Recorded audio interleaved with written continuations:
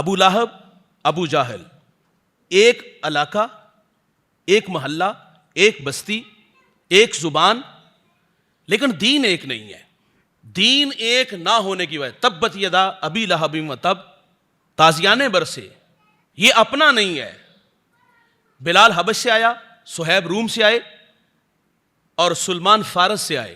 سلمان کو فرمایا نا یہ اہل بیت میں سے ہیں، انہیں اپنا کہا گیا۔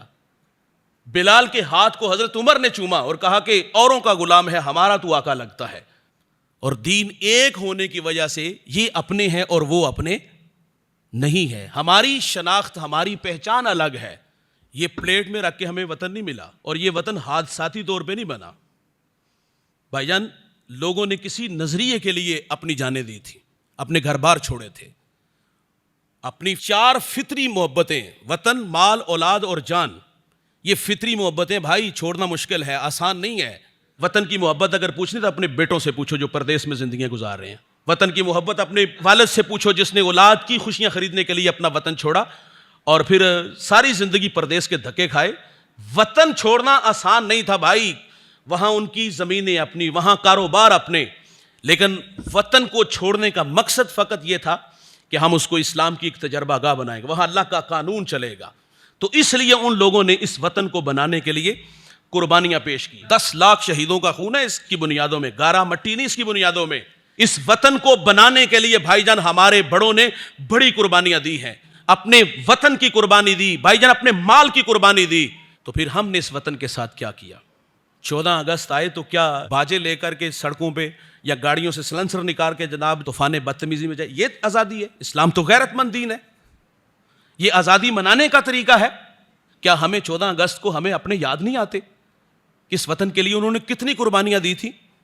ہم اپنے بچوں کو خود باجے خرید کے دیتے ہیں نا۔ میں کہتا ہوں بھائی صرف 10 منٹ کے لیے اپنے گھر میں انہیں اجازت دو کہ بیٹا یہاں چاہ پورا کر لو، میں دیکھتا ہوں کس طرح آپ برداشت کریں گے، میں دیکھتا ہوں کہ کس طرح گھر والے اسے قبول کریں گے۔ او بھائی اپنے بچوں کو اس دن کے بارے میں بتاؤ کہ یہ وطن جب بنا تھا، اس وطن کو بنانے کے لیے ہمارے بڑوں نے کتنی قربانیاں دی تھی۔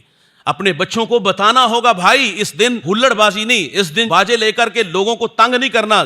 یہ شور کر کے ہم کیا ثابت کر رہے ہیں؟ ہم کیا کوئی بے مہار قوم ہے؟ نبی رحمت صلی اللہ علیہ وسلم نے مکہ کو فتح کیا نا، چاشت کے 2 رکعت نہیں، اس دن 8 رکعت نفل پڑھے، شکرانے کے پڑھے۔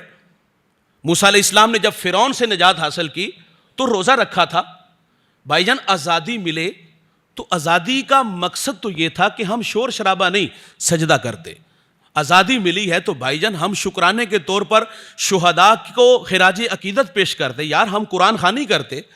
لیکن اس دن کو ہم نے جس طرح گزارا اور جو طوفان بدتمیزی ہوتی ہے، ہمارے بچے سڑکوں پہ اور گلی محلوں میں جتنا شور مچاتے ہیں، یہ اسلام نہیں، اور یہ ان کی قربانیوں کا صلہ نہیں ہے بھائی، بلکہ اس دن کا تقاضا یہ ہے کہ 14 اگست کو ہم شہداء کے لیے قرآن خوانی کریں، ہم نوافل پڑھیں، ہم ان کی روح کو خراج عقیدت پیش کریں اور تجدید عہد کریں، اس دن ان کی روحوں سے وعدہ کریں۔